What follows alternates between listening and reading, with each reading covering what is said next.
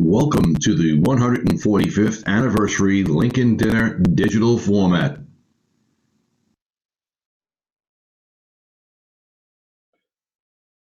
These are our sponsors. These are our speakers, and this is our first digital format. Please donate to the Queens Village Republican Club by going to qvgop.org and press the donate button. Thank you. These are more of our sponsors, and these are two of our main sponsors.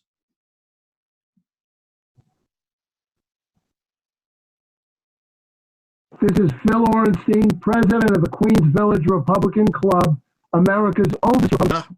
Leffy Real Estate, for all they did, bringing in the sponsors. We really appreciate it. Please rise for our national anthem.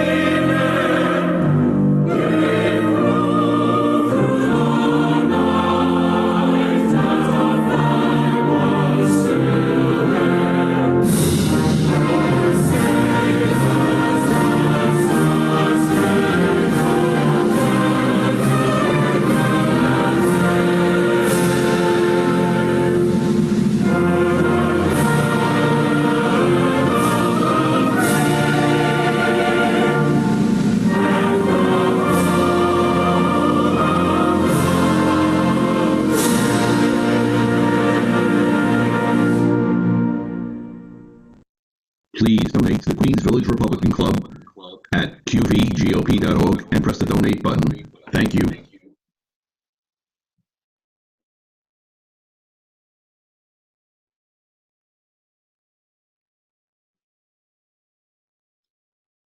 Please patronize our sponsors. Born on February 12, 1809, and died April 15, 1865, he believed that government's role was to do what a community of people could not do for themselves. He played a key role in the passage of the 13th Amendment, which ended slavery in America.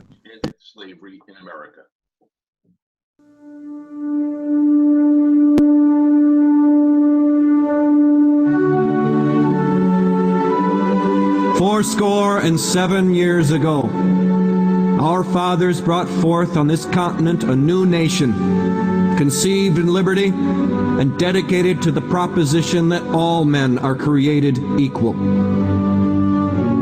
Now we are engaged in a great civil war, testing whether that nation, or any nation so conceived and so dedicated, can long endure.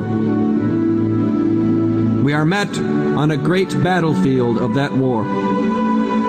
We have come to dedicate a portion of that field as a final resting place for those who here gave their lives that that nation might live.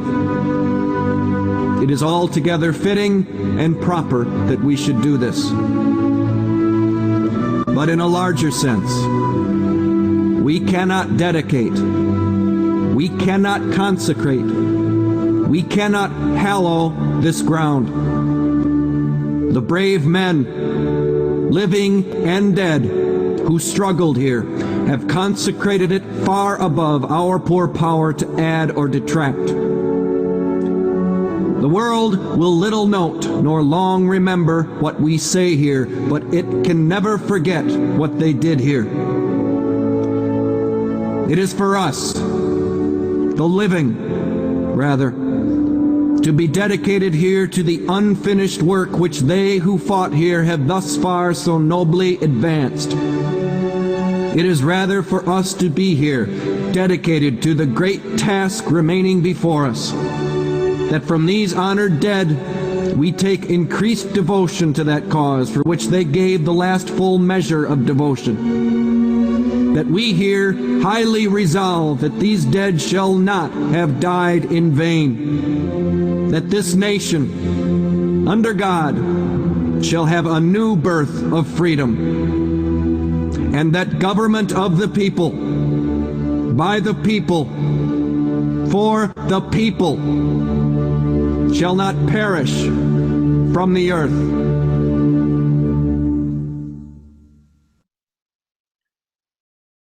Very, very powerful, the Gettysburg Address. Very powerful. Please support our businesses.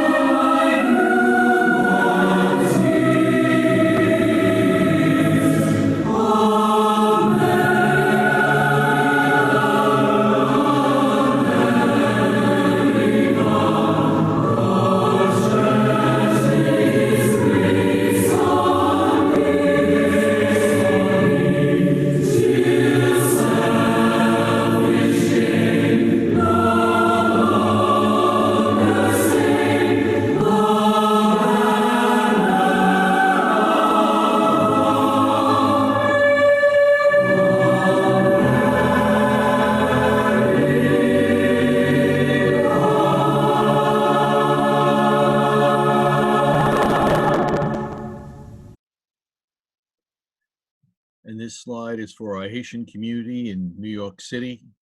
Sam and Daniel, thank you very much for all your support.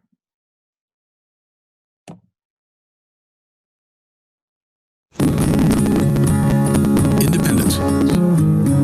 With that declaration, America was born. Inspired by a belief in the God-given rights of every human being. That among these are life, liberty, and the pursuit of happiness. Our government was established to secure these rights and for the good that comes from exercising them well. This is why the founders of our great nation chose independence. As do we. Hillsdale College accepts no government funding. Because independence makes possible the good to which we aspire. Hillsdale College, pursuing truth and defending liberty since 1844. And this is one of our honorees, Dawn, that's one of hers, and one of our board members, Delvis, with ADE. Thank you both for your support. And joining me in just a few minutes will be Rich Valdes. He's the associate producer of the Mark Levin Show, known as Mr. Call Screener. Was also a columnist with the Washington Times and was the producer of James O'Keefe's Veritas Project. All right.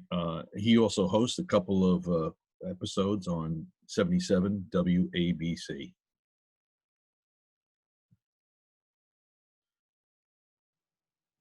Are you sure it's not off on your side? I'm not seeing it over here, but I'm going to send you a message and ask you to start your video. So I just did. It's good. Okay, perfect. We're back now. It's good to see you, Rich. You know, notable quotables. You've got a rich history here on Governor Christie's staff, Project Veritas, the Mark Levin Show, and a lot of other things going on. So you're a busy man.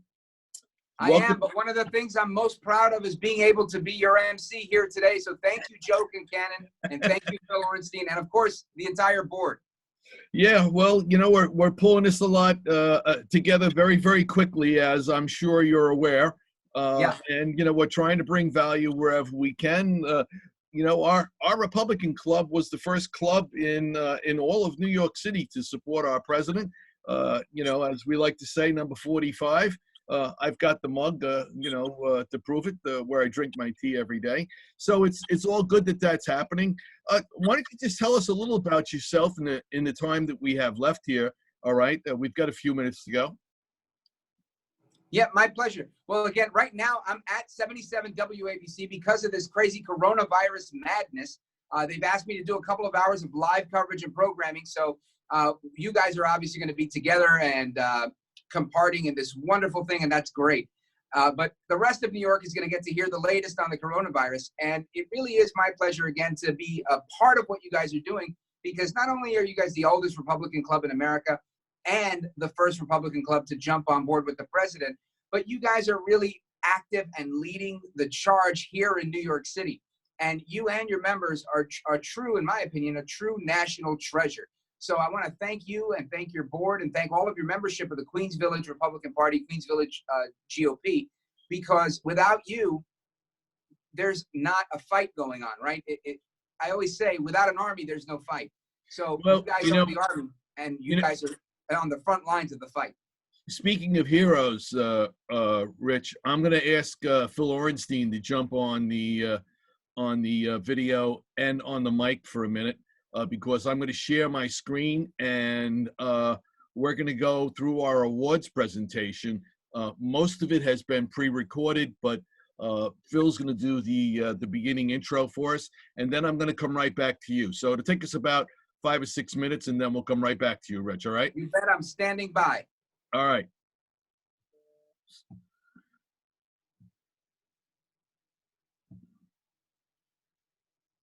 All right, Phil, stand by. I just wanted to say congratulations again to you guys and to Katie Hopkins and to Steve Bannon on such a momentous occasion. Thank you. Okay, here I am. All right, Phil, hang in there now. Okay. It's coming. Okay. Just be patient with Joe. All right, Phil, take it away. This is our lead slide. Okay, well, I want to congratulate all our 145th anniversary Lincoln Dinner honorees. Many of you are here with us today. We look forward to presenting your awards in person as soon as we can meet at our next Queens Village Republican Club meeting. I hope everyone can hear me. And Phil.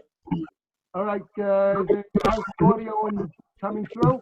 Yeah, you're doing fine, but All right, great. Yeah, we look forward to presenting the awards in person as soon as the coronavirus crisis is over at our next Queens Village Republican Club meeting when we can meet.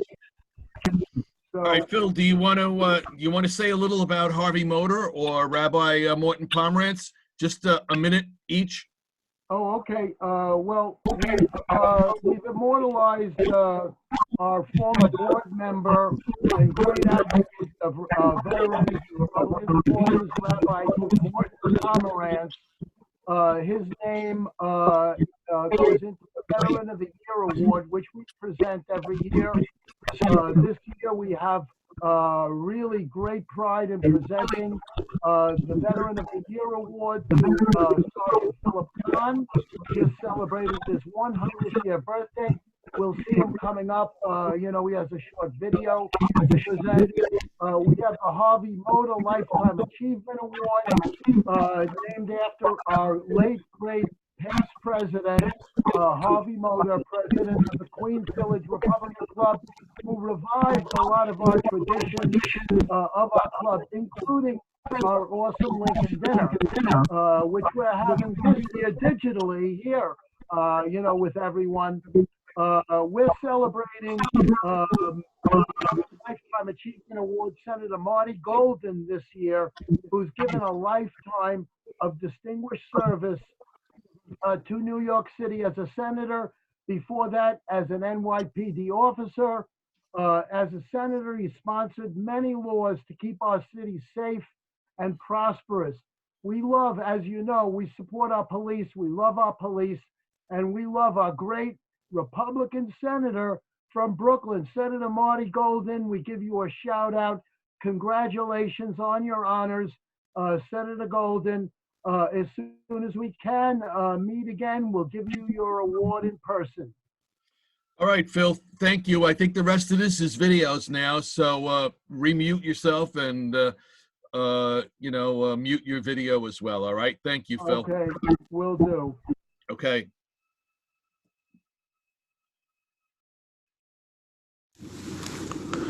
This is Rabbi Menashe Bovitz. I am so proud, and I feel so honored and humbled also to be the 2020 recipient of the Religious Freedom Award. The battle for religious freedom and liberty is an ongoing battle. This great country we live in, the United States of America, that we're so blessed to live in, was founded on principles which were derived from the Holy Bible. The political left hates those principles. They hate the Bible. They hate religion. They want to cancel all those things out. So the struggle is an ongoing struggle. I dedicate myself going forward to continue to fight for our religious freedom. I know the Queens Village Republican Club will continue to be part of that struggle going forward also.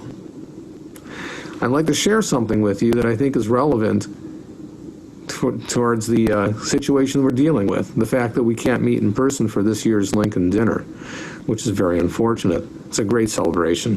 The rabbis in the Talmud teach a concept called Pekuach Nefesh Docha Shabbos. An endangerment to life pushes away the Sabbath. They explain that when there is a health circumstance which is very dangerous, by not keeping the Shabbos, the Sabbath, for that week, one is then guaranteed going forward many, many times in the future to celebrate the Sabbath, to celebrate Shabbos. In the same way, taking these precautions, we're unable to get together in person, God should bless us to be healthy going forward to celebrate many Lincoln dinners together in the future. So, God bless America. God bless the Queens Village Republican Club, and may we be healthy and safe going forward in the future. My name is Philip Kahn. I'm 100 years old, and I am the oldest living veteran in Nassau County. I'm honored to receive the Veteran of the Year Award. I'm very proud to have served the United States and America in the Pacific Theater of War as a flight engineer and a co-pilot on Iwo Jima in 1945-46. I received 2 Bronze Battle Stars for my service. God bless America.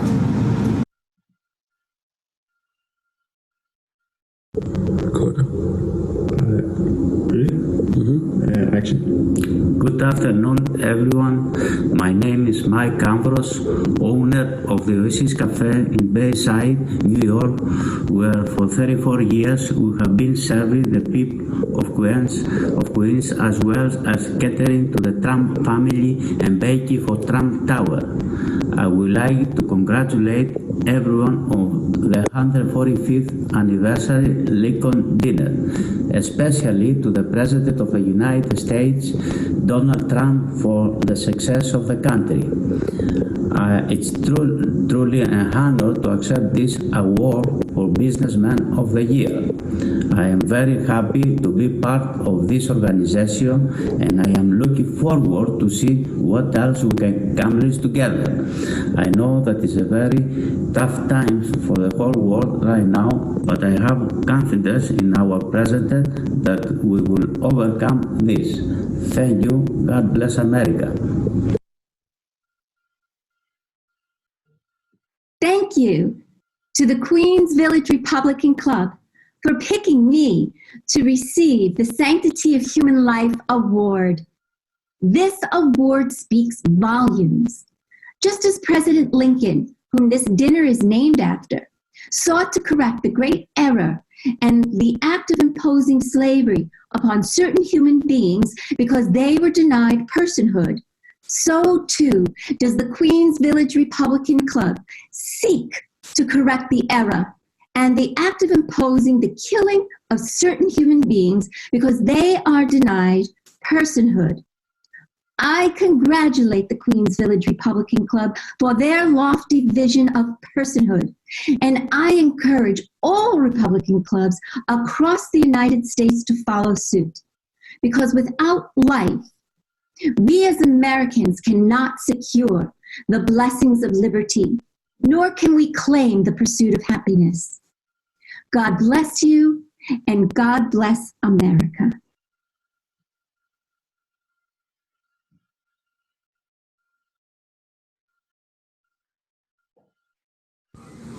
Hey guys, Gavin Wax here from the New York Republican Club. I just want to thank you all for this huge honor, I'm so excited and grateful, and I've worked with many of you. I'm from Queens originally, so it's great to be receiving this honor from the oldest Republican club in the country. I run the oldest young Republican club in the country, so it's some great synergy there. I hope you're all doing well. You have my prayers and my best wishes as we're going through this national crisis that was brought on to us from the Red Chinese. It is the Chinese communist virus, the Kung Flu. We should definitely continue to call it that. Don't let them take over the narrative, and I'm looking forward to working with all of you when this is all said and done.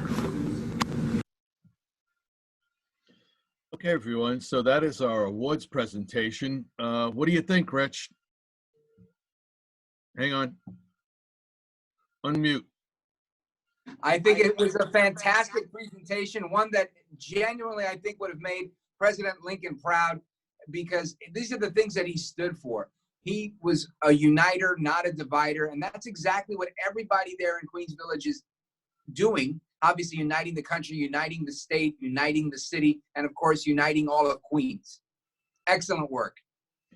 Thanks, Rich. You know, this is a lot in preparation. The club takes this on. You know, no one gets paid for any of this, and we start working on this in November every year. You know, kind of do the warm up in November, and then December we're all like itching, like who's going to be our keynote, what's going to happen, and Jim gets together at his dining room table, invites the whole dinner committee in, and it's, you know, it's a real work of art. We all try and pull it together. As you know, you've been down to our meetings. You know, yeah. We have about 80 to 120 people per meeting. depending upon speaker and interest and things of that nature. So a lot is going on. So you gotta give me a little inside baseball here. How's everything going with Mark Levin? I've been watching some of his shows. They're outstanding. The great one is doing fantastic. And tonight's show, after you guys have this wonderful digital Lincoln dinner, tonight he's got Vice President Mike Pence on the Fox News channel at 8 p.m., as well as Dr. Tony Fauci from the CDC, from the NIH. So I think it's going to be a real treat. It's a doubleheader. It's rare that he brings on two guests at the same time. I think you're going to really enjoy the program. Yeah, you're going to be busy. Yeah, and I'll be on the air right here in New York City, 17 floors above Madison Square Garden, right here at 77 WABC from 4 to 6. While you guys are having fun, I'll be at work. Yeah, no, I hear you. It's fun to have friends in high places, you know. That's how I feel about you. It all helps. All right. You know, we got to make these connections, because if no one in the community hears from the Republican Party, they think there is no Republican Party. 100% right. And that is one of the reasons why we took to the airwaves here. You know, we're not professionals and pros at this by any means, but you know, we are patriots, and we do believe in our country. We believe in our president, and we think he's just doing a marvelous job in just so many ways. We do think the pandemic is going to pass probably in a week, maybe 2 weeks, and we think we'll be out of hot water, and slowly by the end of April, I think we'll be back to normal. So all of that is good news. We're expecting the War Room on with Steve Bannon in about a minute. You got any final words? Yeah, no, I just want to say, you know, that this is such a testament not only to the Queens Village GOP, but really to America and Americanism as a whole. The fact that there's this crazy pandemic outside, and rather than say, hey, you know what, we're not going to do it, we're not going to do the dinner. No, we decided as a group of patriots with you guys in charge and saying, you know what, we're going to use technology as best as we can. We're going to bring Katie Hopkins in. We're going to bring Stephen K. Bannon in. We're going to bring all of the QV GOP together around this digital dining room table so that we can have this Lincoln dinner together. And I think that's such a testament to not only your patriotism, but your commitment to America and everything we stand for. So God bless you and keep up the great work. All right. Have a great day, Rich. All right. And we'll see Mark Levin later tonight at 8 o'clock. You got it. All right. Take care.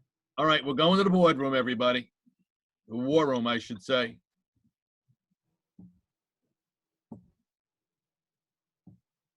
Okay. And there he is. There he is. Okay. Take it away. Everybody, Stephen K. Bannon. Hello, Thanks, Steve. guys. How are you? I'm doing good. A pleasure to see you. Let me get you into full view. There we go. Thanks for joining us this afternoon. I can't tell you how excited the club is, but I don't want to get into any of that. We've got 10 minutes. You going to talk about the pandemic a little bit? Yeah, first I want to say thank you. It's the 145th anniversary of your dinner, and you're the oldest Republican club in the country. So it's a huge honor for me to be able to address you guys, you men and women today. Just a true honor, not simply for the fact that our president's from Queens, but that you're the oldest Republican club, and it formed in 1875. It's a particular honor for a kid from Richmond, Virginia, to be able to talk and to commemorate President Lincoln and everything he stood for. It's a great honor. I do want to start off. We've got a new show. The War Room is nationwide on Newsmax and Dish TV, America's Voice. But we've just started a special New York show, War Room Pandemic New York City Special Report, on WABC, 77 WABC. We'll actually be on tonight after Rich. We'll be on 7 to 9 with a special report about what's happening this weekend. And then every day, 5 days a week from 5 p.m. to 6 p.m. And the reason we're doing this is that, we started War Room Pandemic back in mid to late January. The reason we did it is I've spent many years, starting when I was a naval officer in the 7th Fleet I think 1976, 77, my first trip to the South China Sea and to Hong Kong and to China. Had a great love for China. I have spent many, many years in China working, investing. I've lived in China for a while and spent a lot of my life in Asia and China. And I know the region pretty well. And when I saw that there was a SARS outbreak, of what they called at the time, in late December 2019, and I saw because I broadcast into China separately with freedom fighters looking to help the Chinese people gain their freedom, because the Chinese people are among the most decent, hardworking people on earth. I knew in mid-December or mid-January this was going to be a big deal. And Joe, I don't want to correct you, but I will take the under. Go right ahead. I will take the under on the pandemic in New York ending in a week or two. The reason I'm doing this special and taking my time is New York is hurtling towards being Wuhan. And it's only going to take an incredible effort by the federal government, by President Trump, by Mayor Cuomo and Mayor de Blasio, and all the citizens in New York, particularly make sure that the hospital system does not collapse. And you've got the Army Corps of Engineers. You're about to have the Navy medical ship, the Comfort, come up from Norfolk, the city I was born in. And you're getting a lot of assets flown in. Peter Navarro was on Maria Bartiromo today and talking about all the different assets that are flying in. The gating event, obviously, in the pandemic is the hospital system, and the gating event there is the ICU units, the emergency units, and particularly these heroes, the doctors and nurses that will treat the sick. Right now, they're requisitioning Javits Center. They're trying to build 20,000 additional hospital beds. So this is as serious as it can get. And I know that it's institutions and organizations like the Queens Village Republican Club that'll help the city get through this.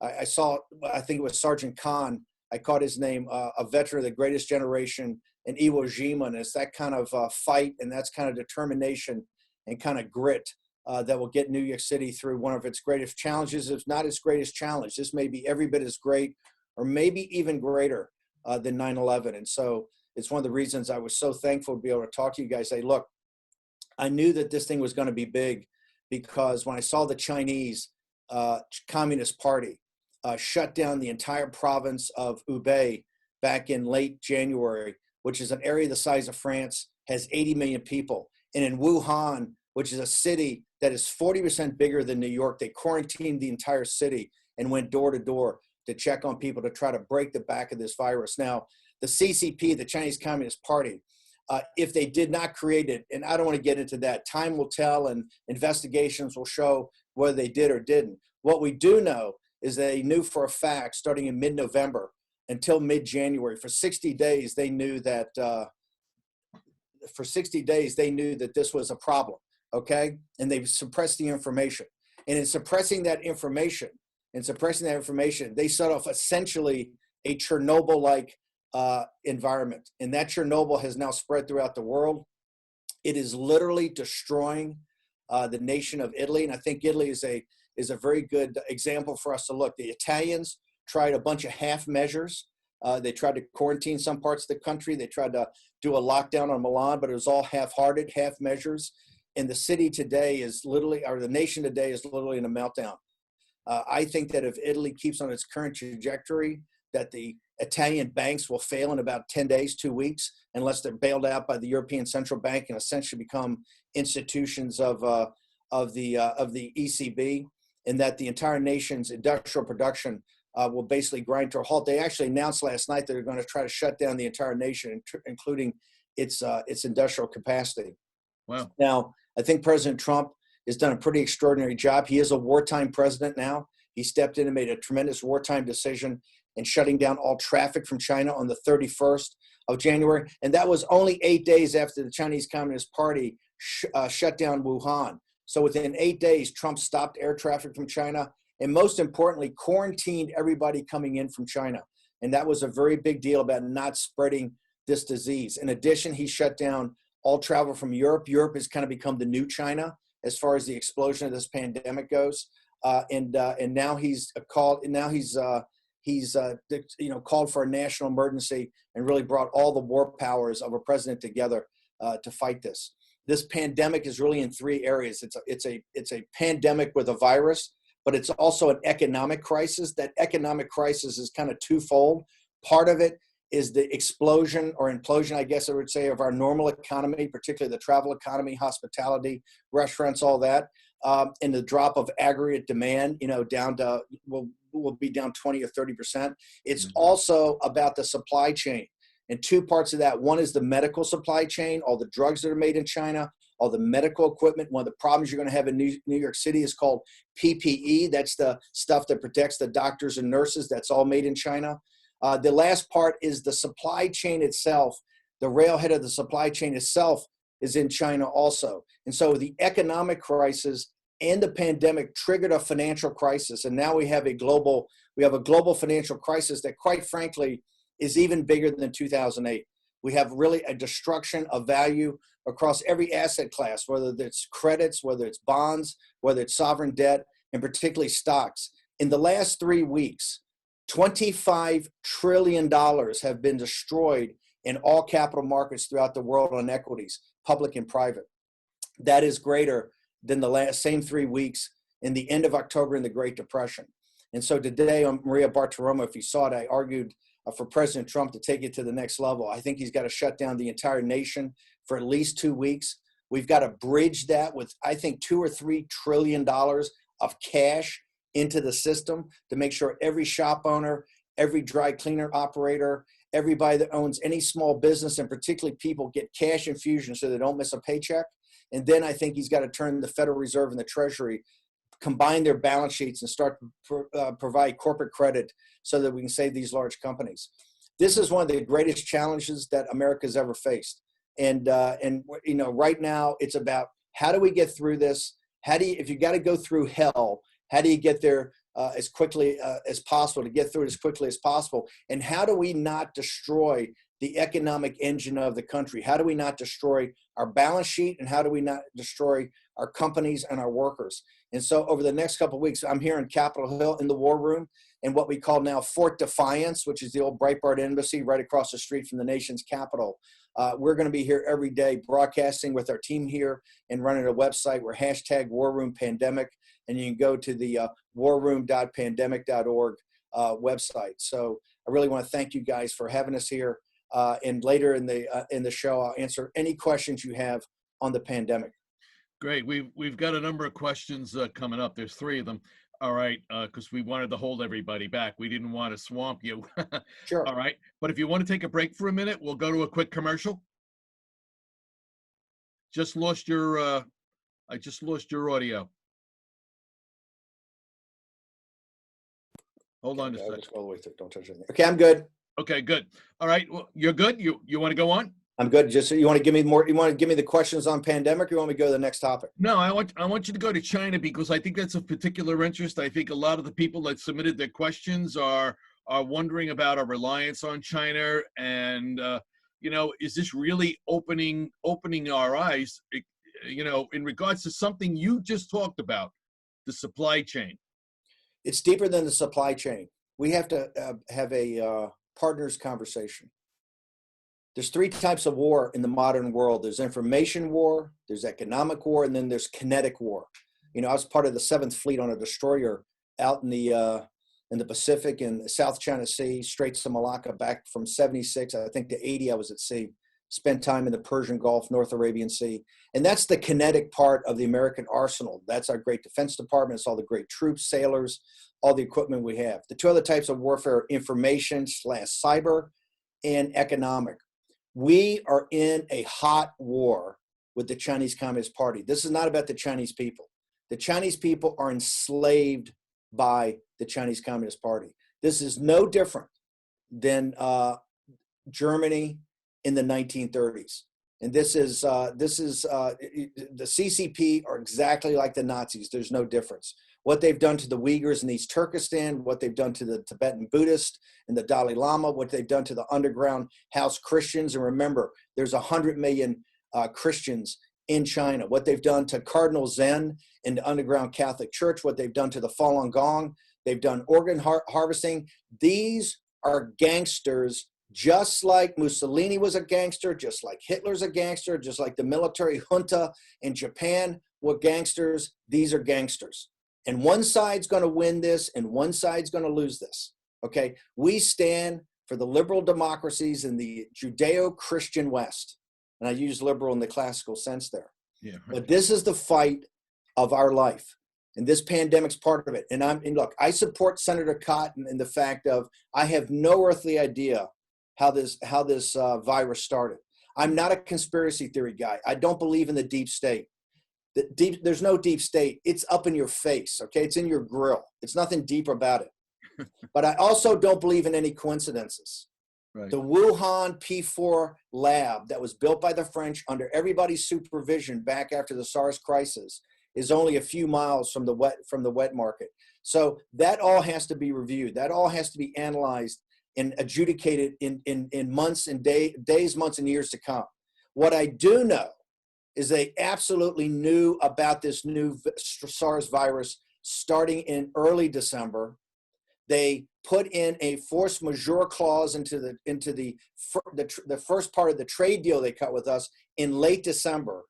They came over here after we know that Xi talked to the senior individuals in the Communist Party in Wuhan on the 2nd and 3rd of January. They came to the White House with a 35-person delegation, 35 or 50 people, sat for several days, had many celebration dinners, hung out, shook hands, signed the documents, and then went back and never said a word about it, okay? These are the worst group of gangsters on earth, okay? And if you think about the history of our country, from the revolution to the Civil War, of which your club is named after, and the people of New York stood tall during that, to the Great Depression of World War II, this is the great fourth turning and great fourth challenge of the United States. And I am tired of the collaborators.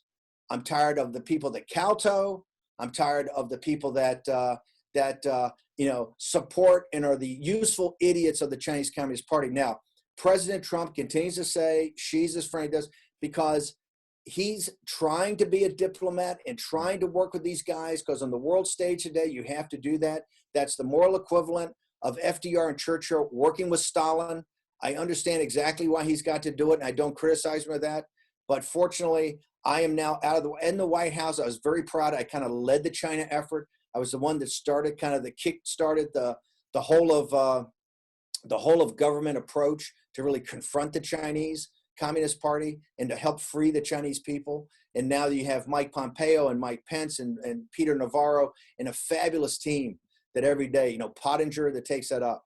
But there's no middle ground here. One side's going to win and one side's going to lose. And here's why we have to win. Think about what they did on this virus. They sacrificed the city of Wuhan.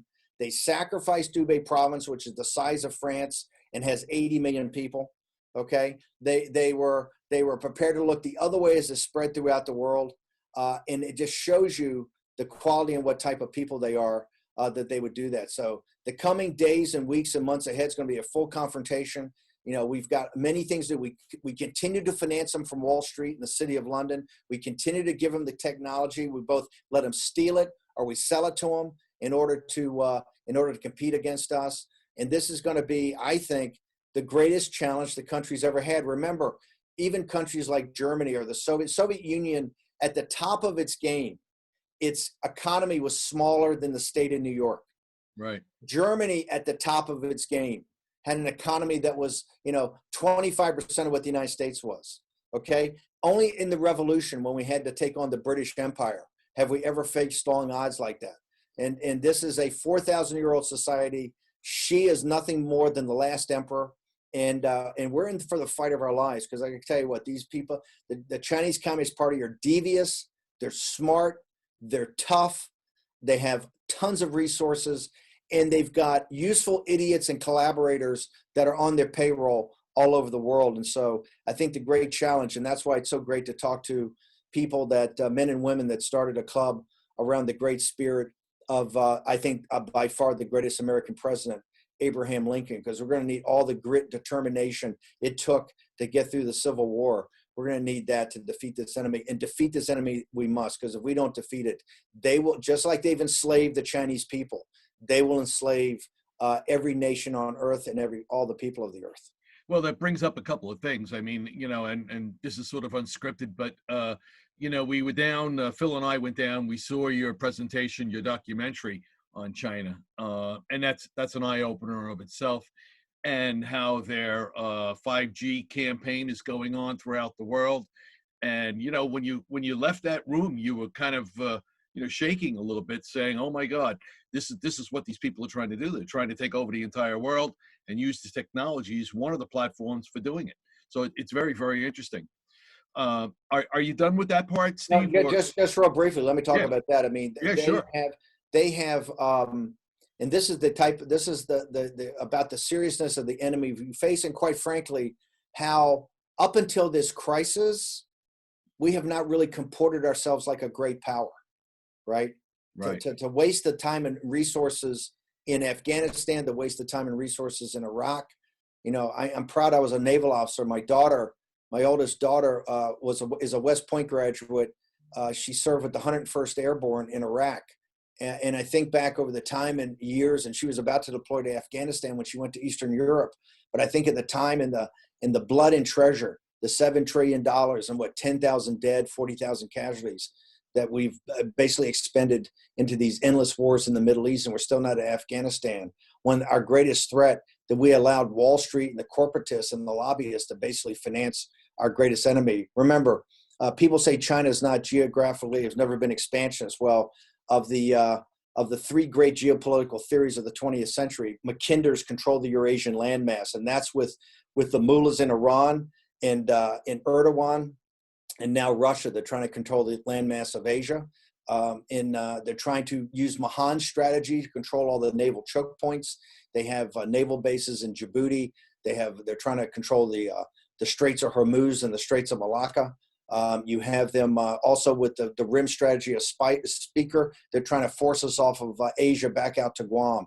And so they also combine One Belt, One Road, which is a logistics system. It's one of the reasons we got the virus so quickly, but a logistics system that goes all the way across the Eurasian landmass through sub-Saharan Africa. They're deep into the Caribbean, and they're now trying to get deep into Latin America. And also you combine that with Made in China 2025, which is a combination of advanced chip design, artificial intelligence, and robotics. You combine that. Also biotechnology, as they're actually trying to go beyond even the Homo sapien in 25 or 30 years. You combine that with Huawei, which is 5G. 5G is essentially the backbone of quantum computing and will lead kind of all technology in the future. So when you see what they're trying to do with Western capital and with Western technology, you understand that they're the most serious geopolitical threat the country's ever had. And if you see what they're doing to their people, remember, there's 1.4 billion Chinese. There's only 90 million members of the Chinese Communist Party. And essentially 10,000 people really run the country. It's very much like the imperial court. You have a couple of families, about 10 or 12 families, that essentially own China and run China. They're all billionaires, and they take the money for themselves. But they are the most evil gangsters that we've had to face since the Soviets and the Nazis and the fascists in Italy. Well, you know, that segues right into one of the questions, and it's from, I forget which one this is from now, but one of the fellows writes, what do you think of the fact that the Chinese have bought all shares of American and European companies in China at rock bottom prices, and now are in effect are in control? It's very simple. Number one, any company that gets a bailout, and look, I'm a believer right now that we got to take the Fed's balance sheet and the Treasury and keep these companies like Boeing and the airline companies alive. But to me, there should be some conditions precedent. Number one, any company that takes a penny of any money from a U.S. taxpayer has to, as a condition precedent, go to federal court and sue the Chinese Communist Party for what they did on this virus. Have to sue them, number one. Number two, every aspect of the supply chain that is in mainland China has to come home as a condition precedent to take any money. We cannot allow the Chinese Communist Party to control the manufacturing base. In addition, we have to immediately, even if we have to nationalize the pharmaceutical industry, we have to force the making of generic drugs and all active pharmaceutical ingredients. I take it the average age of our club here is probably over 60. Let me give you a brutal fact. Virtually every drug you take, almost all of the active ingredients, 90% of the active ingredients are made in China right now. Right. They have a massive. I heard that this week. They have a massive strategic stranglehold over us. In New York City, in the next 2, 3, 4 weeks, you're going to have a crisis of your health system. The crisis is this gating event of the ICU units and the emergency rooms. And the single biggest thing is not going to be the ventilators or the hospital beds. They're all going to be huge problems. The number one issue they had in Wuhan is the same issue they had in northern Italy, the same issue we're going to have in New York City. That is the doctor nurses teams. Okay, that is the ability to keep the disease away from them, as these people are going to be working 48, 72, 90 hours at a time in these suits. And it's called the personal protective gear. All of that gear today, all the masks today are all made in China. And so they have a massive strategic stranglehold on us. Now, President Trump, by really doing this, reenacting this thing from the Korean War, the PDA, the Defense Act, actually is now like the arsenal of democracy back in the 1940s that led us to victory over the fascists and the Japanese. He's kickstarted that. So now we're starting to make stuff here, but it's going to take catch up. I got to tell you, they're flying stuff all in from all over the world now and all over the country. By Peter Navarro is leading that effort down on the White House West Wing to get stuff into New York City. It's like the Berlin airlift back in the 60s to get material into New York City. So you've got it for the hospital system. But it is unacceptable for us as a country to allow ourselves to be in a position that we have to kowtow to the Chinese Communist Party, and we can never allow it to happen again. And after we're through this crisis, everybody that got us in this position has to be held accountable. I mean, I've got a list of 50 that I think ought to be brought up on federal charges for being unregistered foreign agents. And I intend to pursue this. This is the greatest betrayal our nation's ever had. And these people betrayed us. They betrayed their country. They betrayed their countrymen. And it took this crisis to show how deep. And if you talk about the law of unintended consequences or the irony, it took this virus to wake us up as a nation and to really make us understand and be appreciative of what we had, what other generations have given us and what we allowed to slip away. Steve, let me ask you a question. How can you and I see President Trump? Oh no, not that one. The head of the World Health Organization has commented on a great job that China has done on the pandemic. China is now offering assistance to many other nations around the world. What are your thoughts concerning China now using its influence to push their economic agenda? What should the USA be doing to counter the activity? I think you covered some of that already. All right, on a number of different levels. I can do a quick answer. Look, think about what they did when Wuhan exploded. Look at what they did to shut that thing. They shut down, and just put in perspective, they quarantined a city 40% bigger than New York in a region that's bigger than France and has more people. Look, I am pretty famous for knowing what's on the other side of the hill.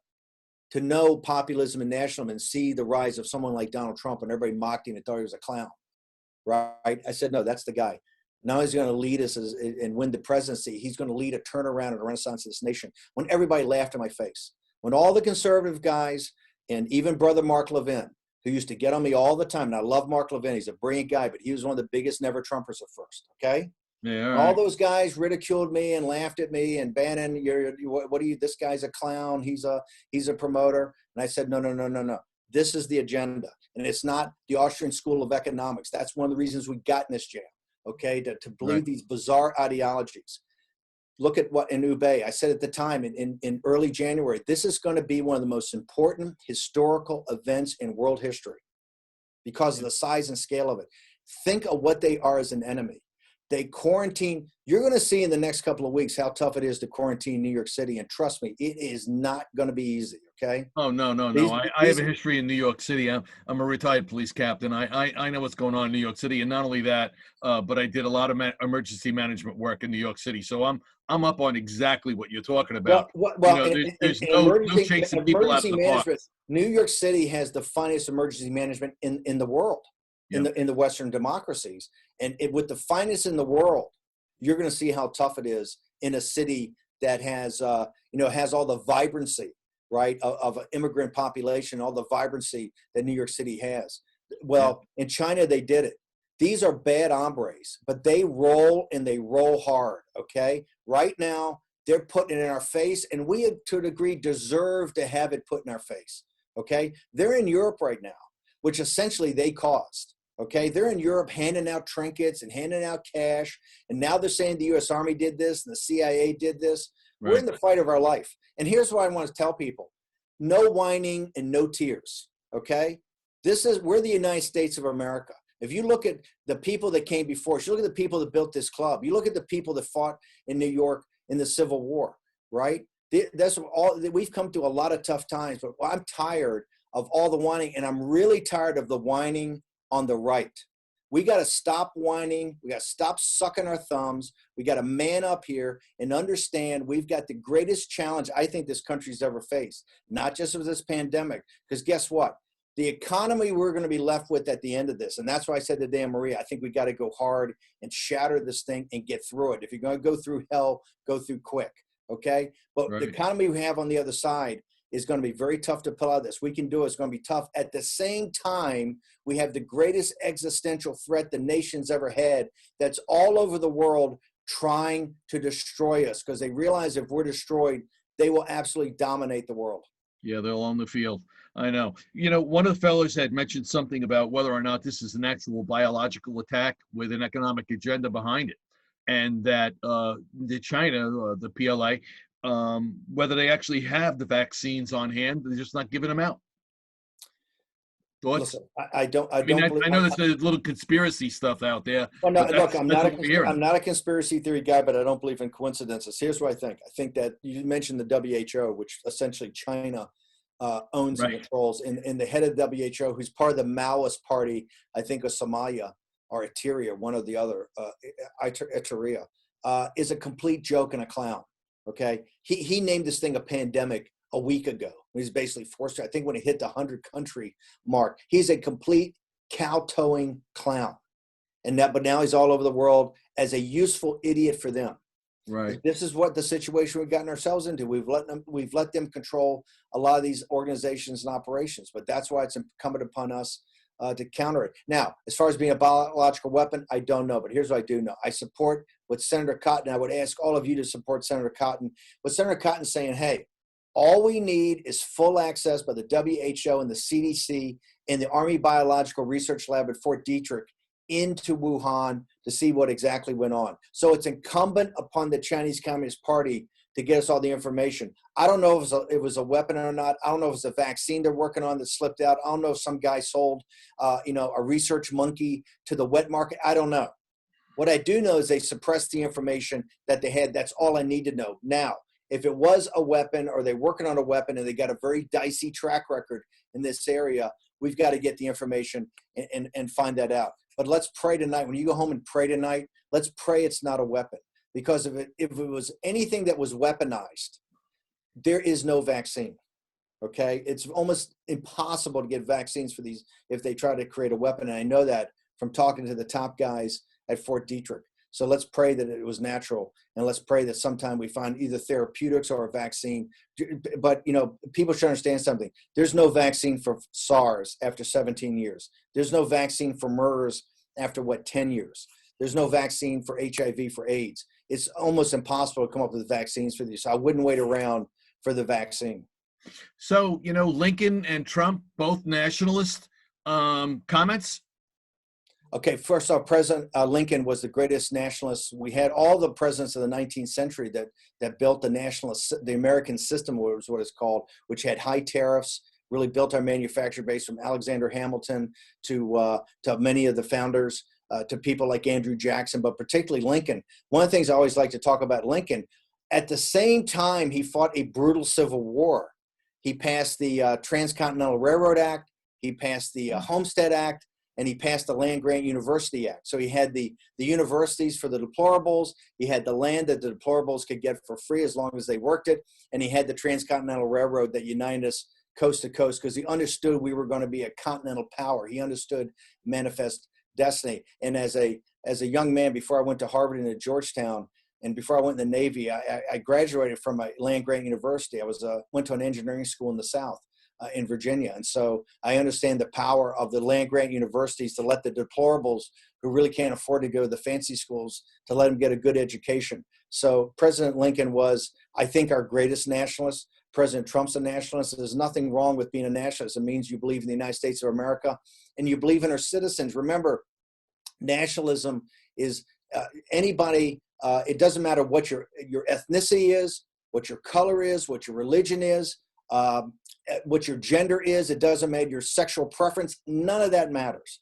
The only thing that matters is that you're a citizen of this country. And if you're a citizen of this country, you should get a better deal. And that's one of the things that the globalists have lost sight on. They're saying, oh, this new thing shows that nationalism is it's absolutely the exact opposite.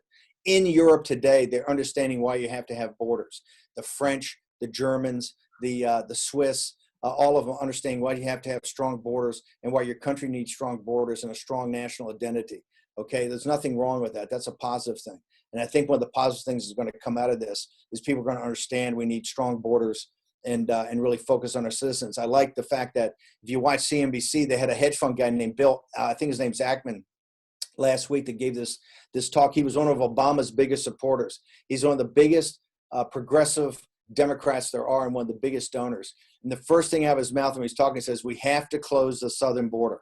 We have to close the southern border. Wow. And I chair with Brian Kolfage, who's the founder of the We Build the Wall group that's building a private wall to help President Trump to augment the wall down the southern border. I think we built 4.5 or 5 miles. So in some of the toughest areas. So I believe in strong borders and I believe in a border wall. And I believe President Trump is one of the greatest presidents we've ever had. Is one of the greatest nationalist presidents we ever had. But the greatest we've ever had is Abraham Lincoln.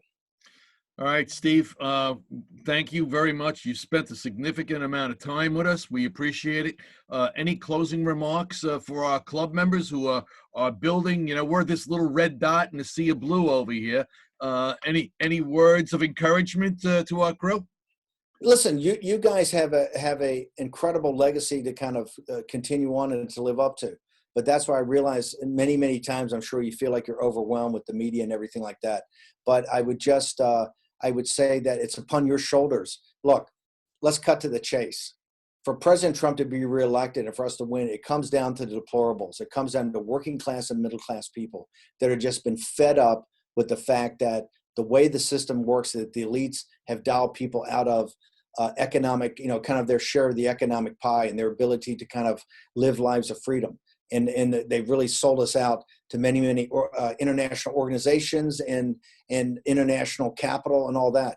And so that's the reversal of what we got to have. And that's what economic nationalism is about, is to take care of your country first, but not just think of your country alone. We know we're in a partnerships and allies, and we have neighbors and friends, and we have people we trade with. We're an inextricably linked economy. It's not about that, but it's about, you got to put the interests of the United States first. Remember, today in the 38th parallel in Korea, there's American kids, the deplorables, up there, down the South China Sea on those ships in the Navy, in the Hindu Kush on patrol, in Eastern Europe down by the Ukraine. Those are all American kids. Those are the kids that come from people like that are the club members of the Queens Village Republican Club. And so it's always going to come down on your shoulders. That's why this election, just getting involved, is not about writing a check. It's about getting online. It's about pushing out messages. It's about working every day. And I realize in a place like New York, it can seem very overwhelming, but remember, you can have a lot of leverage in the going forward as far as the national conversation goes about making things happen. So I really appreciate that. I do want to say one thing about your next speaker, Katie Hopkins.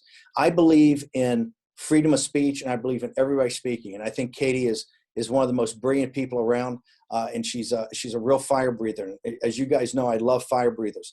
I do want to say one thing, though, and I think this gets down to the point about this pandemic.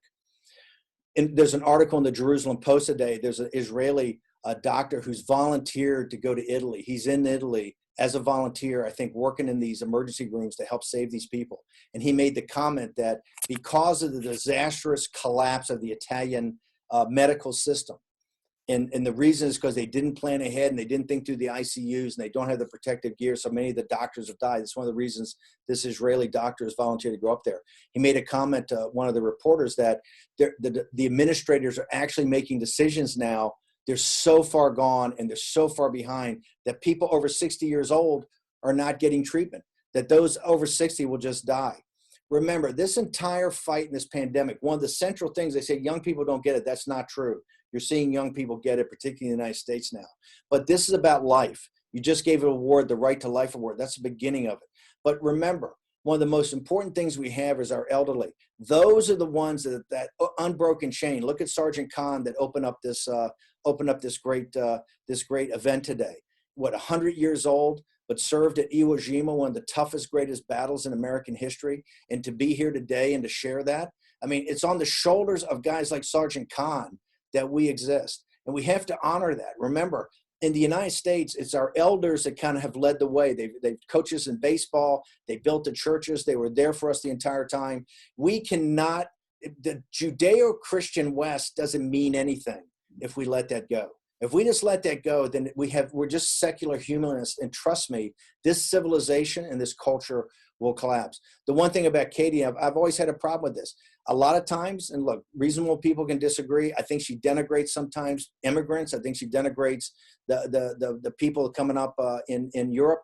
And my point is that I am the guy that's fought the hardest for borders, that goes around Europe, that goes to the United States. I'm help building a wall on the south because I believe in a wall. But I also believe that the central part of the Judeo-Christian West is we believe that we're made in the image and likeness of God, all of us. And that even the people that come up from sub-Saharan Africa and from the Middle East up into Europe and the people come from Central America, this is because of these horrific biblical collapses of these governments. And I've always said that we have to work, whether it's in sub-Saharan Africa or North Africa or the Middle East or in Central America, and help restore their countries, help them restore their countries. Because think about it. If you and I were in the same place, every person in this club today, if we lived in Central America, or if we lived in Africa in those conditions, we would be heading north also.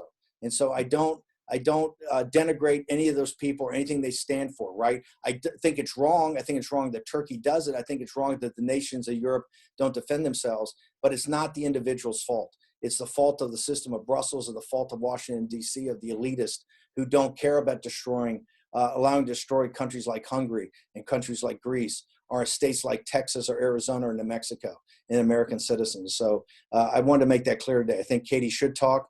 I'm sure she's going to be a great fire breather, but I do disagree a lot of the times the way she goes after people. No, even our club, Steve, to be honest with you, we've gone after the South Asian community, and Hemant Shah, a member of our board, we're very proud to have him. Phil Orenstein, our president, is a wonderful gentleman, and Delvis Estrada is one of our board members as well, and Jim Trent.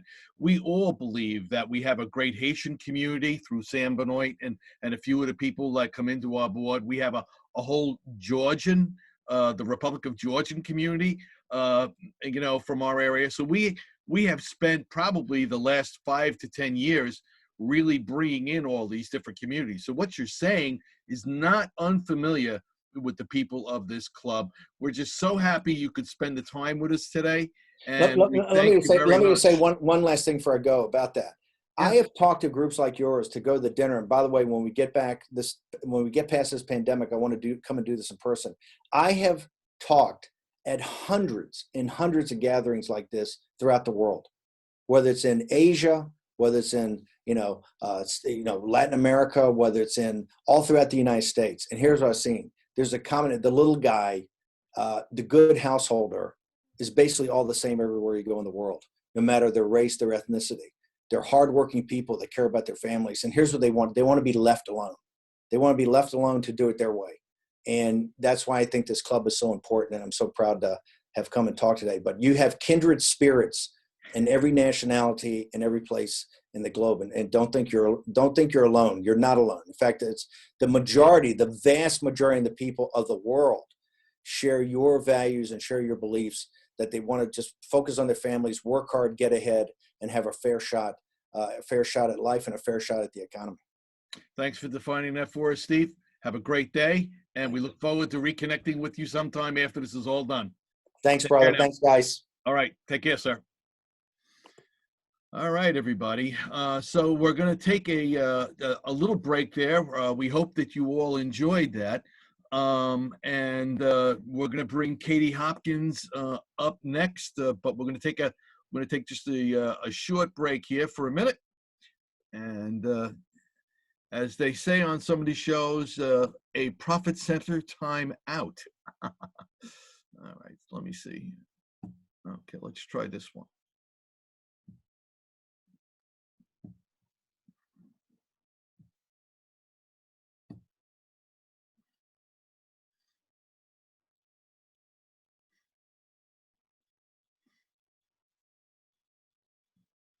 Please donate to the Queens Village Republican Club by going to qvgop.org and press the donate button. Thank you.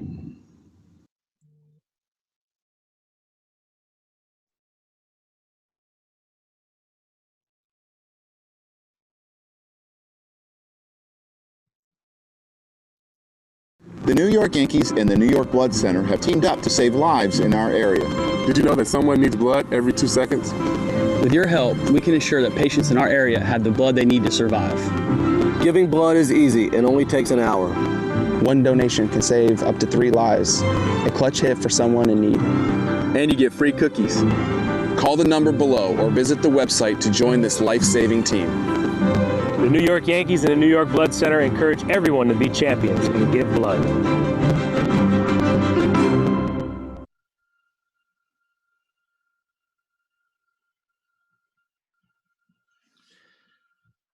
All right, everybody.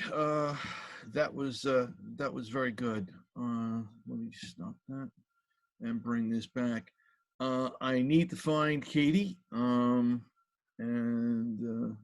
Let's go to Case here.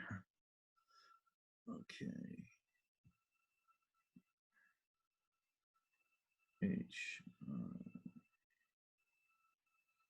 Judith. You appeared. Hello, Always. Miss Hopkins, and how are you, ma'am? I'm very good indeed. Thank you very much. It's a pleasure to see you. And you too. And to hear you. I trust you had a safe flight home. I did, thank you. And you've been doing a great job this evening. Well done. Well, we're trying to do our best, and you know, there's a whole geopolitical world out there that is mixed up in a lot of different things and people and places, and we try to strike a balance. And you know, we certainly reached out to you, and we love the fact that you could make time to be with us today, Katie. So always. Thank you very, very much. So why don't you lead off? We didn't stay too structured with Steve, but hit it off. Who is Katie Hopkins? Who am I? Who even knows anymore? I guess a few things I just wanted to say right up front. Firstly, thank you to yourself for what you're doing, for managing to pull this together and for having the determination to do it. It's not an easy thing to do, and I think it's really remarkable. I think for being the oldest Republican club in America, what you're actually doing now is leading the way, because this example that you're setting is going to be so important for so many other people, and I mean that on both sides of the political aisle. Whomever you are, this ability to connect like this in these times is so important. So really well done to you for making that happen. I also wanted to say that I think it's so it's moving to watch you guys. I'm watching you on the chat and the participants that are with us as you're playing your anthem. People are standing, you have people upset online, you have people who are emotional talking about the founding fathers. And of course, I think that's exactly inherently who we are as a people when we gather together at these events. It's so important because even like this, digitally, it allows us to remember what it feels like to be amongst people that we love and we care for, and to be surrounded by friends. And here, tonight at the digital dinner, the 145th Lincoln dinner, people are remembering what it feels like to be not alone. And it's one of the most important things of our time, and at this time, is reminding people that they're not alone. And I think it's really very important. Now, as to who I am, my name is Katie Hopkins, and I get called a lot of things by a lot of people. I think Mr. Bannon there just joined in a little bit by making some spurious accusations against me, which aren't true. But I, apart from the fact that I'm not a bad speaker, but I'm known as, well, under many names. I'm known as the female Farage. I'm known as the British Ann Coulter, don't get that. I'm known as the angry Ellen DeGeneres, which is absolutely outrageous. So I'm known for speaking my mind and for speaking it bluntly, and for maybe saying the things that people often think but can no longer say because of the environment that we now live in. In my background, when I first started out, I was going to be the first female general. That was always the plan. So I signed up for a 35-year regular commission with the British Intelligence Corps, and I went through the Royal Military Academy Sandhurst, which is kind of a little bit like your West Point, although just, you know, better. And no, it's a joke. It's a joke. I don't know how jokes work digitally. In a room. Jokes work here, Katie. Don't worry about that. We have a sense of humor. I might just make the joke sign. Hold on, I'm going to hold this up. If I'm joking, I'm going to hold up my American hat so that we are all clear. Because sometimes sarcasm doesn't work online, and sometimes dry British humor doesn't work online. So every time I make a joke, I'm going to hold up my hat just so we're clear. So anyway, I was supposed to be in the military for all of my life. It's all I've ever wanted to do is fight for my country. Though, as it turns out, I was also born and developed more and more serious epilepsy. And so after I completed my training, after I became an officer in the British Intelligence Corps, I then was eventually medically discharged because I had fits. I had big epileptic fits. And I realize now, in hindsight, that actually being an epileptic with a semi-automatic weapon might not have been my very best idea. But, you know, it takes a little bit of age and wisdom to realize these things. So briefly, as I continue my background, and then we'll take a short pause before we move on to the next section. But I had to leave the military. I joined business. I lived in Manhattan, actually, for 5 years. I lived on 14th. I went to visit that place just the other day when I was in town waiting for our dinner together. And so I was in business, large business at a management consultancy for 5 years before returning to the UK.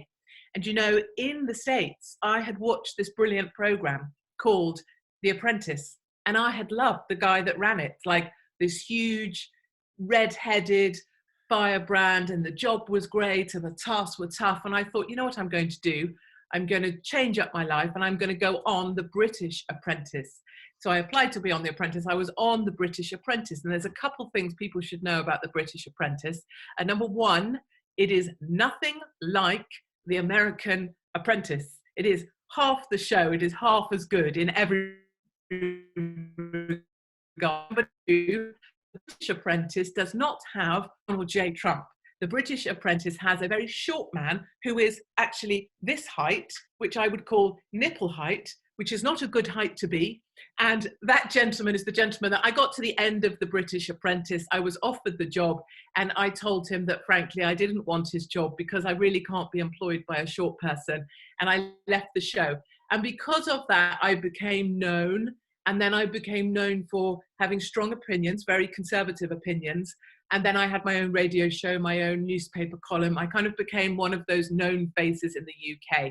However, the more that I spoke out and the more that I refused to do my editor's bidding, the more that I would spend all my time, I still do, spend all my time on the road, watching, looking, seeing truths with my own eyes and telling them, the more that I was told what I would have to write, the more that I was told to delete this, erase that, don't say that, no, you can't think that, the more that I became problematic.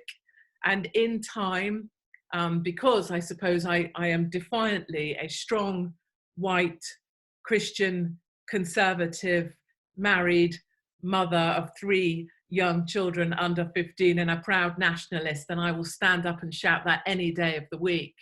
But because of those things, I became very rapidly a target.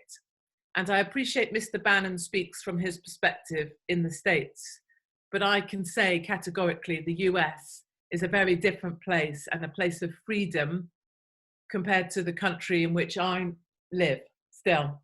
In the UK today, it is fair to say that fact is now something that is policeable. Fact is seen as hate speech, which means that truth is a policeable event. And we have a substantial police force just policing speech, and in particular my speech. I have been arrested and interviewed under caution for a newspaper column. I am regularly reported to the police. They came here, I'm in my home here where my children are. They came to my home the other day to say that I needed to stop speaking about something I was speaking about. This is a very different place than the place to which Mr. Bannon is speaking about. I lost all of my jobs. And this isn't a pity story, not in any way. I use this as a way of just helping to explain where I'm at here in the UK versus the USA. They took my radio jobs, they took my newspaper column, and next up they came for my children.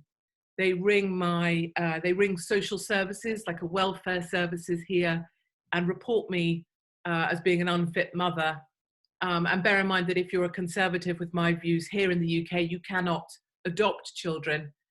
Then they came for my home, and they created litigation that said if I had ever if you perceived that I had caused you harm by things that I might have said, you could litigate against me. And they created a new law just for me that meant if you feel harmed by something I said, you can sue me and I owe you money. So I don't own anything anymore. I own no home, no job, no nothing. I still have my children. Next up, a couple of jihadis. If you want to Google, you can. A couple of jihadis came for my head. There's no joke on this one. There's no hat. I'm keeping it out the way. So a couple of jihadis plotted to behead me. One of them, I think the lady was called, I'm not so sure on the detail of the name, and her fiance was called, I don't know, Muslims they were, but they came to behead me.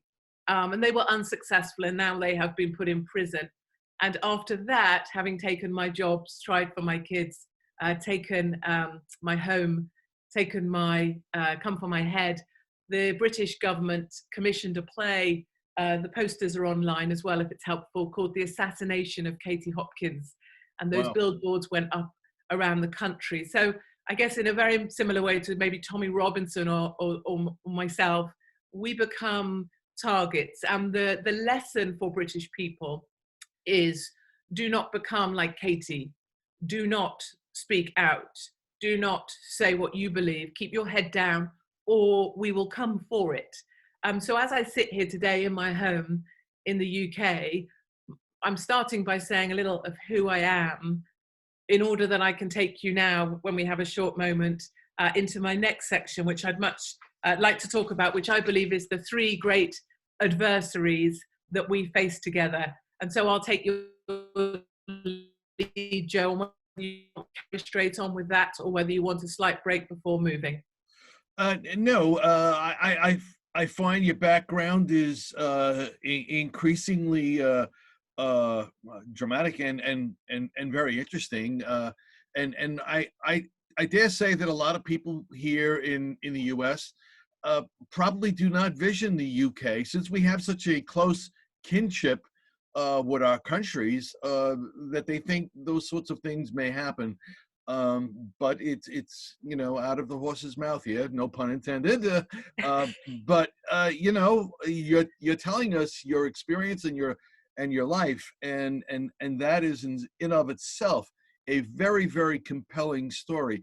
So why don't you take off from there, Katie, and go on to the next segment, all right? Absolutely. So the thing I wanted to just share now, myself, and I don't actually, talking about myself isn't really that relevant. I think it just helps to evidence the sort of state of the nation that I live in and the dark path that we're going down. And my message to everybody this evening, and my message to America always, is not to become like us. Do not fall as we have fallen. Do not let America become like the UK. And I say that as a separate line from what we're all going through at the moment with Corona. This is just about our freedoms and your founding fathers and what they fought for you. And my plea is to remember them. And the three big adversaries that we face as I see it, and they're certainly very different here in the UK, but the first up is the Islamists.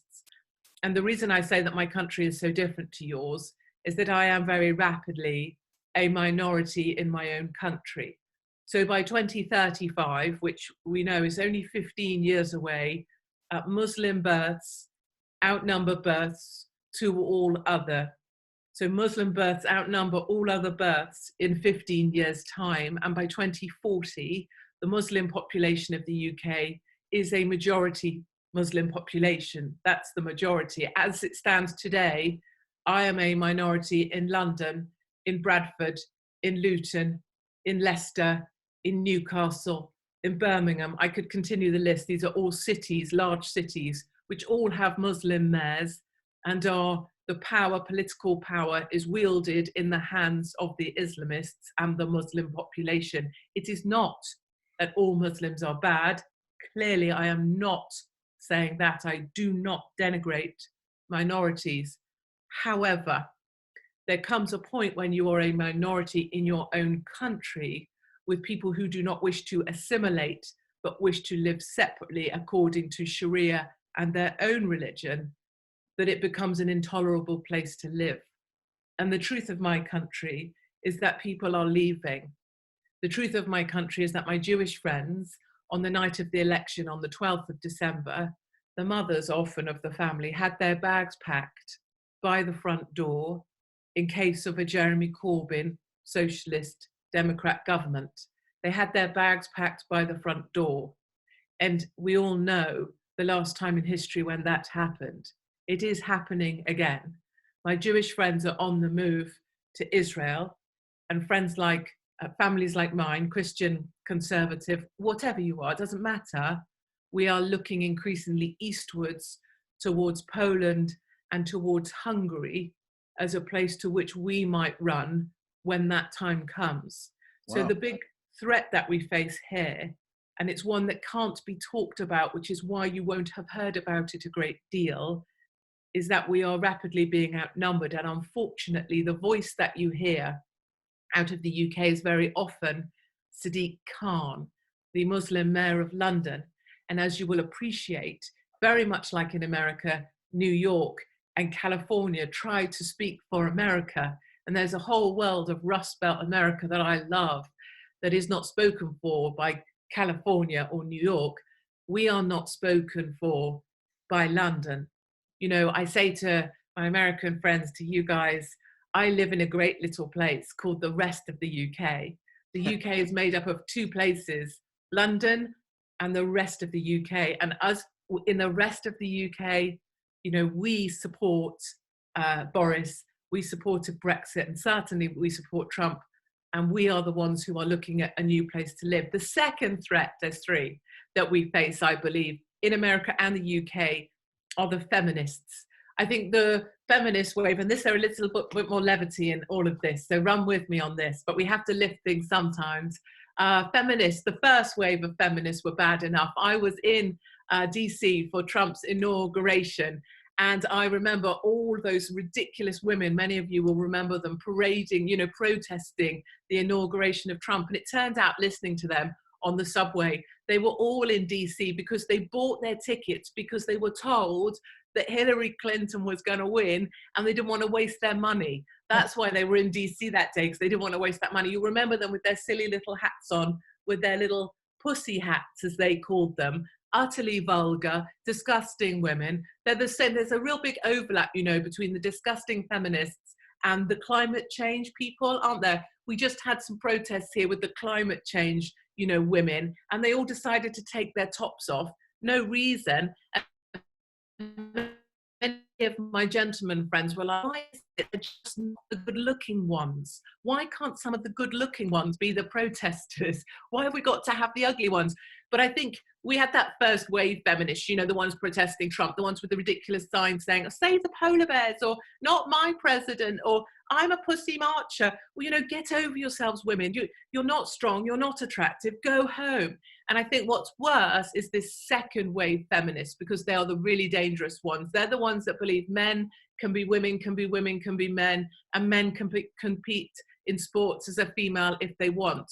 In my country, they can transition my child from a girl to a boy or a boy to a girl without having to inform the parents. One of my parent friends went to school to a parent-teacher meeting and was told at parent-teacher meeting that their child had been transitioned from a boy to a girl without parents knowing. Wow. The dangerous feminists of our time that are messing with our children and the gender of our children.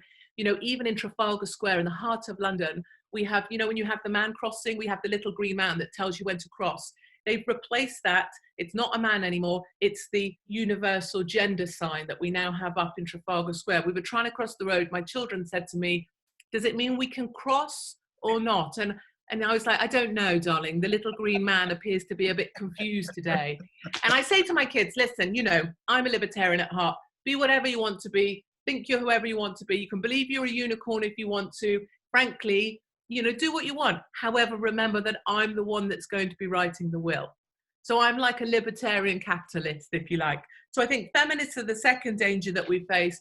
And finally, the third big danger, as we know, are the socialists or the globalists. Those are the real bad demons of our time. And the fact that America, you know, of whatever you are, what are you, 370 million people, the best two people you could come up with were Biden and Bernie. I mean, really, please. And before that, you came up with Clinton. I mean, there's just no standards with these socialists whatsoever, is there? It's just not credible. But I think, you know, the thing that really scares me is the way that the socialists, globalists, whatever, are determined to take away your weapons. And I have to say, one of the proudest moments of my recent life is the people of Virginia, who, when the gun laws were being debated, they came out. I was desperate to get to Virginia. I couldn't get there. And they just quietly stood in the streets to defend your Second Amendment. And I could have wept for them being so peaceful, so coordinated, so respectful of each other. CNN and the others were goading them. They're desperate for the white supremacists to start fighting each other, and you stood there proud and you defended your Second Amendment. So I know the globalists don't stand a chance, and Steve is correct in some of what he says, no, a lot. When Steve talks about the fact that this virus has made nationalism popular again, he is perfectly correct. I'm sitting closer to Italy. We're 2 weeks ahead of you with the virus. And I can tell you now, watching people scream for borders, watching them shut down their countries, watching them patrol their borders is absolutely joyous. If there's one brilliant thing to come out of Corona, it is going to be a newfound respect for being able to manage populations of people. And that is what I have always stood for and been standing up for here in the UK. So those are my three big adversaries that we face. And I thought, as we move to the end of my little program, I would move to a little final chapter, if I may, and maybe then we could take a couple questions. But the final chapter for me is about the hope that I have.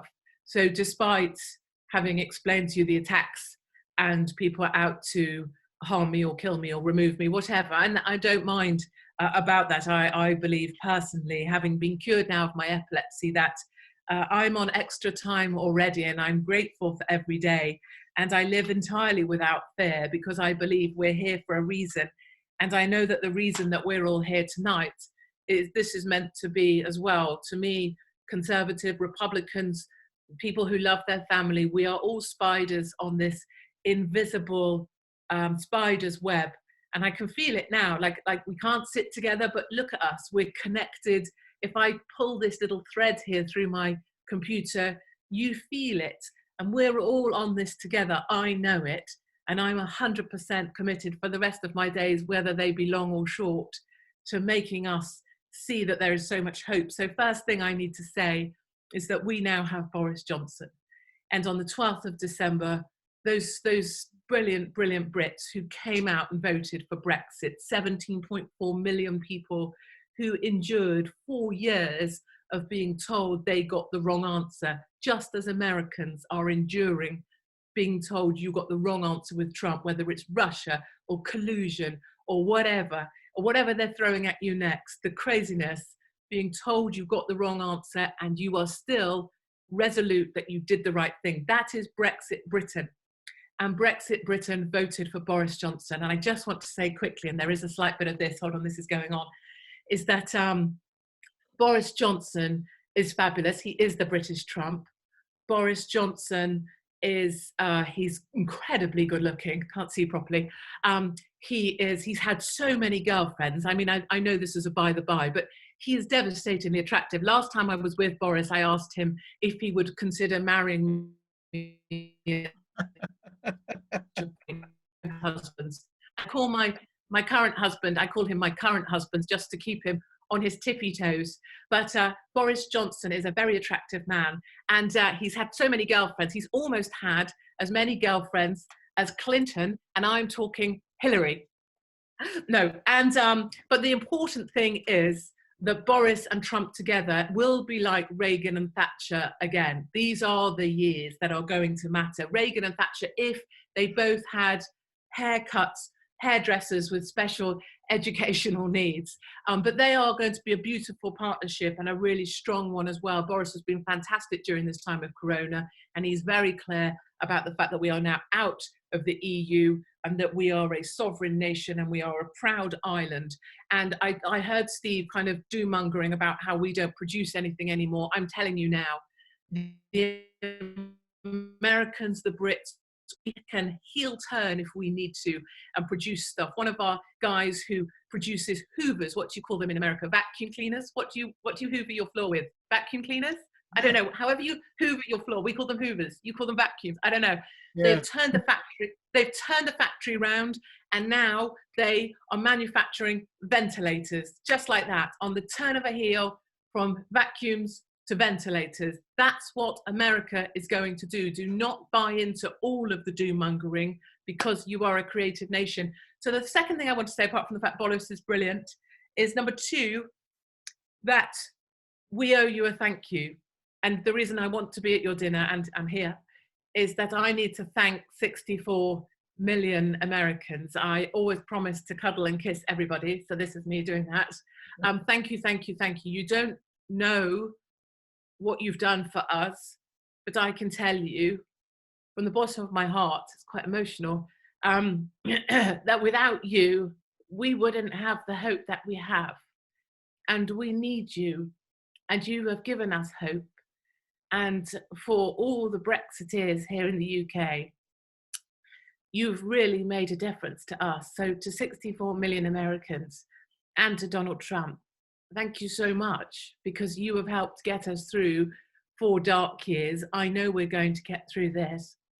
And I know that part of it is because of the American who works at Hooters and still went out and voted for Trump, or the Black American who realized that the Democrats weren't necessarily who he had to vote for and voted for Trump, or the elderly lady that maybe voted Democrat all her life, but realized that now is the time where we have to vote for what is right for the country. And I tell you what happened on the 12th of December here in the UK. People went out and they did not vote red or blue or any hat colour. They voted for what was right for Britain. And what's going to happen in America, whenever your election is, November or whenever, people are going to vote for what is right for America. And that is something much bigger than politics. And the other reason that I love America, and as I come to a close, I promise, is you have something we don't. Not just great customer service, really good teeth, not as bad breath, not those things. You have your Constitution, and your Constitution is what separates you from us. And because of your Second Amendment, you have your first. And I won't have mine. I don't have mine now. And I say to Americans, you will fight for your Second Amendment as long as you live. And I know great conservatives in America that every time the Democrats go to mess with their gun laws, you go out and you buy some more weapons. And I love you all for that. I'm not allowed to carry anything stronger than a hand sanitizer here in the UK. But I tell you this, on the back of my car, I'm a fully signed up member of the NRA. And on the back of my car, it says, I don't have one of those stupid stickers that say baby on board or mother in waiting. I have a sticker that says guns don't kill people, but I am willing to. And I mean that with every breath in my body. And so as I come to a close, I want to thank you all for, I'm seeing the chats where people are being able to laugh with me.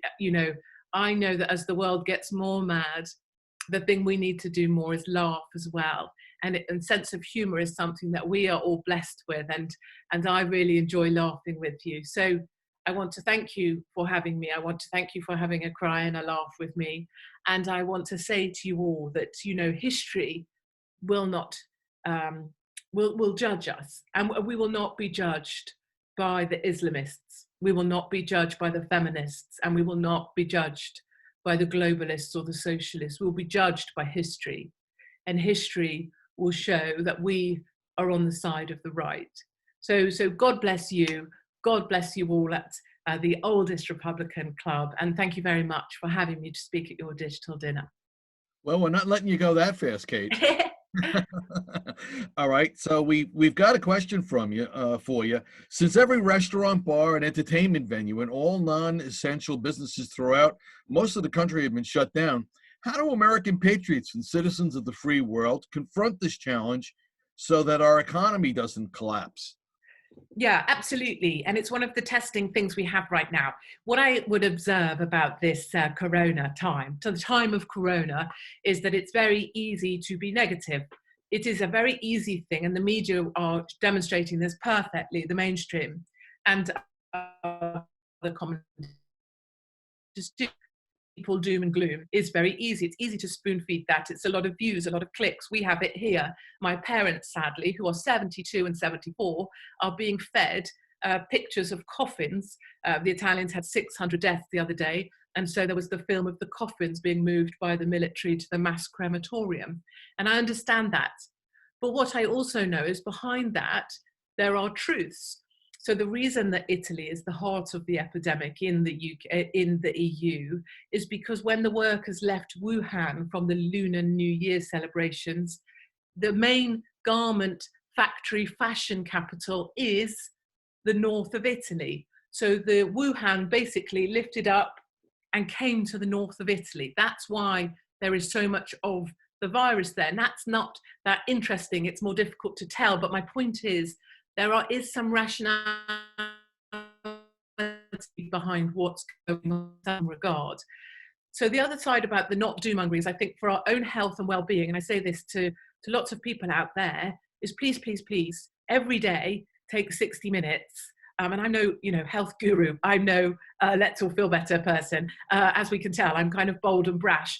But please, please, please take 60 minutes where you get your phone and you just throw it somewhere, put everything away, turn off all the news, get rid of Fox, get rid of Steve, get rid of everyone, turn them off, and do 60 minutes of something you love. Whether that's in your garden, whether that's just listening to music you like, maybe you're going to tidy a closet, tidy that drawer. I know you all have, and yes, I'm looking at you. In your kitchen, you all have that drawer with 55 things in, 3 batteries that don't work, 45 takeout menus. I know it. Tomorrow, you're going to tidy that drawer. So my point is, we have to protect ourselves mentally because the news is overwhelming and we don't need it all. And my other point is, we have to be super positive about the good news stories. So my story there about the people who make vacuum cleaners and now make ventilators. Great news story. We have taxi drivers here, cabbies, yellow cabbies, who are helping transport NHS workers to the hospitals. Focusing on the positive is important. As a backdrop to this, do I believe in future outbreaks of plague that we will shut down everything? No, I don't.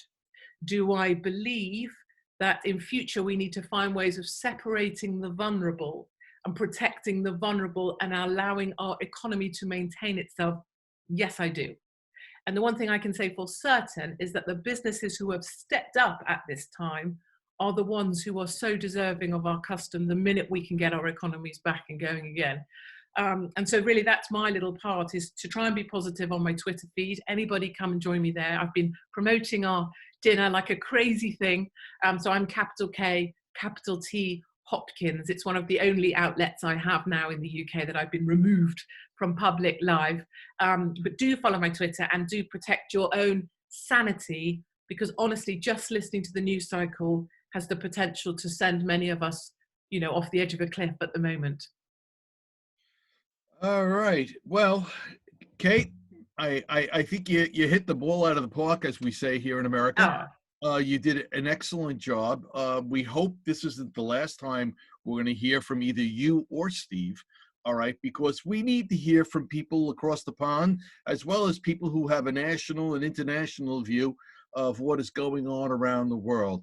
If nothing else, this coronavirus has told us and showed us, quite frankly, how fragile a world we live in, and how fragile a world we live in here in the United States, and our dependencies, quite frankly, on people who may not have our best of interest in mind all the time. All right. I think so, Joe. But one last thing, if I may, and not wishing to talk over you, but I went out today into the local seaside resort, and there's a gentleman there. He usually sings inside of nursing homes. No one's allowed in nursing homes now. So he's on the street singing these old wartime songs. And this elderly lady walking by just stopped and sang with him. And then people were dancing whilst being socially separated, dancing on the sidewalk in the sunshine. So that's that we may be very vulnerable and fragile from the point of view of an economy or whatever, but as people and as humanity, I think this could be the cultural reset we need, and people learning to respect their elders and betters once again. Sometimes God works in mysterious ways, and I think we may come out of this stronger than we went in.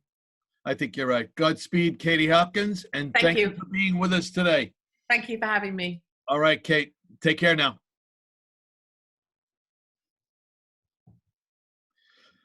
All right, everyone. That is our show for today. And if you like it, certainly let us know. If you want to see more, let me know that as well. And if you've got other topics and interests, the Queens Village Republican Club would love to hear from you. And how do you do that? Well, one of the ways you do it is you send an email to info@qvgop.org.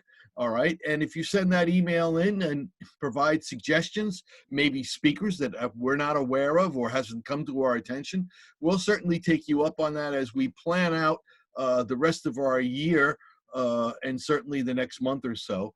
I mentioned earlier on one of the slides, our dinner next year is already planned. I think March 23rd is the date. But Phil, if you want to come on live, you can correct me on that if I've got the wrong date. And our next meeting is what, Phil? April 2nd? Yes, the meeting's April 2nd. We're going to do it digitally again. Right. You know, we look forward to, you know, to seeing everybody. I just want to take a moment, Joe. You know, I am so moved by this. You know, this is the culmination of, you know, months and months of planning and work by our board members, by you, by Jim, by Delvis, by He-Man, by Ira, by Kathy. You know, all our board members, we worked and, you know, poured our hearts out to put together this Lincoln dinner. And we were, you know, we were frankly devastated when, you know, they closed it down, you know, due to the coronavirus outbreak, which of course was the right thing to do. But, you know, naturally we were devastated. Then you, Joe, came up with the idea, let's do it digitally. And we all applaud you for that. We came together here, you know, in spite of the difficulties, in spite of the tragedies happening around us, to our country, to our economy, and we will overcome it.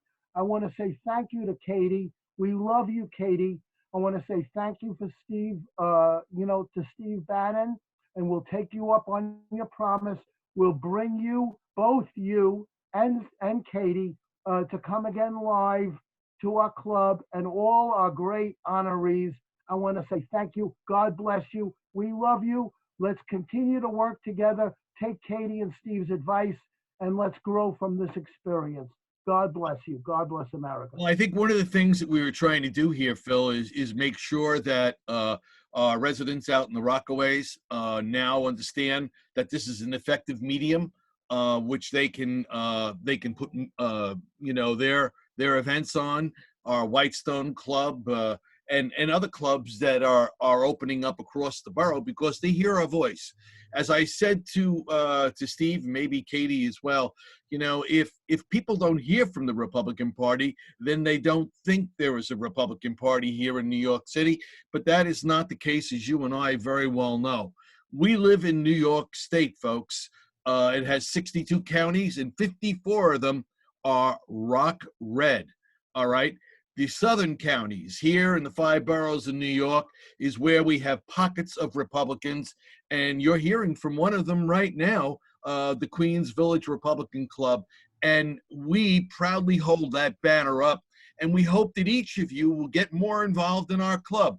Many hands make light work, and don't forget that I wear my Jerry Lewis hat today for the telethon, and I have to plug our donation donation button on our website, www.qvgop.org. And we've got to ask you folks to make a donation there. And one of the reasons is because our dinner was our main fundraiser during the year. So if you've paid for a dinner ticket and you want to donate a portion of that back, let Phil know by emailing him at info@qvgop.org. All right. Or if you haven't made a donation and you feel as though our club deserves it, please do make that donation and do so responsibly within your means. We understand, counter to what people think, that all Republicans are rich and wealthy with dollar bills, coming out of their ears. That isn't the case here in Queens County. All right. We are average, normal, everyday, hardworking citizens that are very proud of what we've been able to do with our careers and our lives. And we just happen to believe in the Republican principles. All right. And that's very, very important. And let me just jump in here, Joe, and, clarify that, we will be returning everybody's donation. I'm sorry, everybody's dinner payment, in the coming days. And many people have stepped forward and say, keep a portion of it.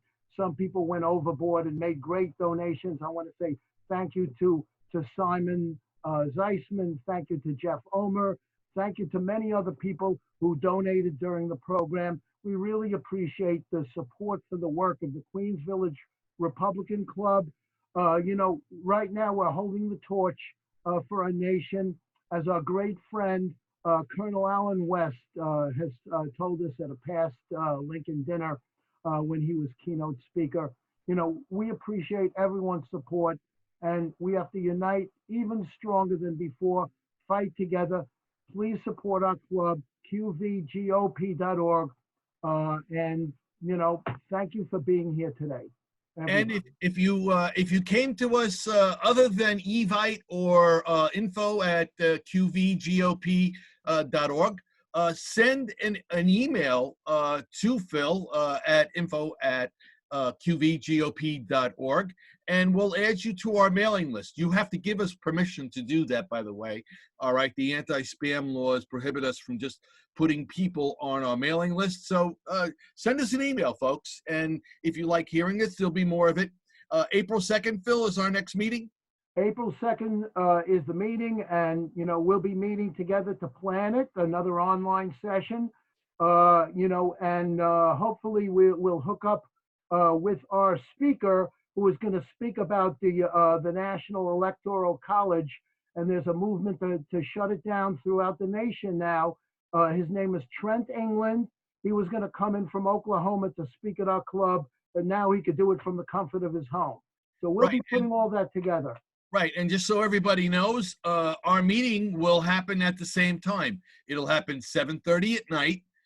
We will socialize online for the first half hour. And then at 8 o'clock sharp, just like at our meetings, our speakers will begin and make their presentations. All right. The only thing is you'll have to provide your own cookies, your own coffee, and your own milk. Yes, we hope everyone has a splendid dinner tonight after this particular event. All right. With that said, Phil, I wanted to cut it because we're getting on to the 5 o'clock hour, and I promised everybody we'd be gone by 5 p.m. All right. With that said, thank you, everyone, for tuning in, and we'll see you on April 2nd, and some of you we'll talk to before then. And Sergeant Khan, many, many, many healthy years ahead of you, sir. And thank you for all you did for our country. We're trying to pay it forward by holding these meetings no matter what. Thank you all. Bye now. Thank you very much. God bless.